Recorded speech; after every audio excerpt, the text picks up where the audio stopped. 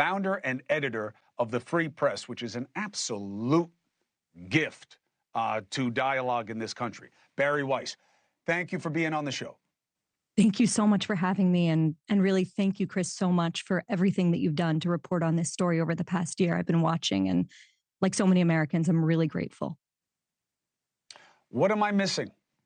Why is it that in America, we are not seizing on the reality that, oh, they're back. The terrorists have reorganized. This is it. The money is flowing. The passion is flowing. Here we go again. What am I missing? What you're missing is the flourishing of an ideology that has gone unchecked. Really, I mean, it could go deeper and back before September 11th, but I think we can both acknowledge that if we went back to September 12th, 2001, the idea that any young person on the streets of America would be going out and waving the flag of al-Qaeda or cheering, long live the glorious martyr Osama bin Laden, we would think that they were depraved. They would be pushed out of polite society. And yet here we are, 20 something years later. And right outside our office tonight, I went out and listened to thousands of young people, and they were mostly young people, shouting about how what happened today, a year ago in Israel, the worst massacre of Jews since the Holocaust, butchering, maiming, burning, and raping, was resistance, that these were the forces of liberation and justice. And if you want to understand how they're shouting that, you have to understand that they have embraced a post-truth worldview, which erases the bright line between good and evil, which decides in sort of a predetermined way that some people are victims and some people are victimizers, that hates America, that hates the Enlightenment, that hates the West, and that is fundamentally trying to wage a kind of psychological and political war here on the home front. And so on October 7th... Go ahead, Bari, finish your point, please. No, I was simply going to say that there's two catastrophes that we mark on this day. The one is the catastrophe that murdered 1,200 people and took more than 250 captive. That's the one catastrophe, and the war that Hamas began on this day when it massacred innocent people. The second catastrophe is the failure by the West, or at least by many in the West, of a critical moral test. Do you stand with that mother whose picture you showed in the beginning of this episode, in the beginning of this show?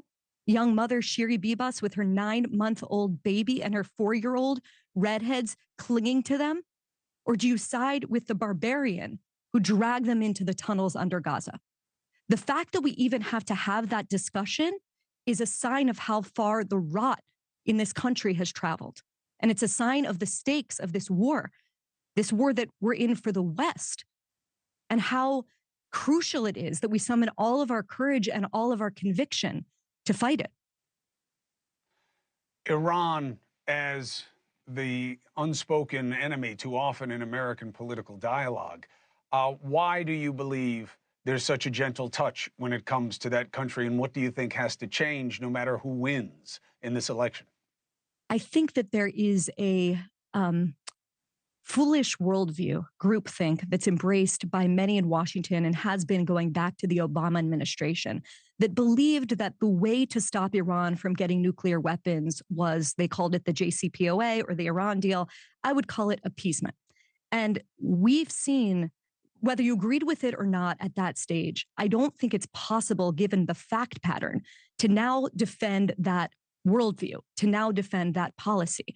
When I hear Joe Biden and Kamala Harris talking about how there needs to be a ceasefire right now between Lebanon, even though it's not a war against Lebanon, it's a war against Hezbollah, and Israel, I think to myself, was nothing learned in the 365 days since October 7th, 2023?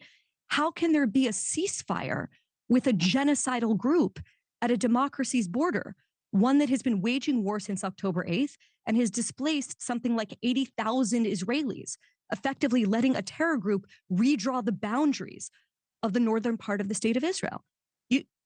There can't be a ceasefire. No one wants war, but there can't be a ceasefire. There has to be victory against a group like that, Because I think one of the lessons of October 7th is believe these people when they say they want to murder you.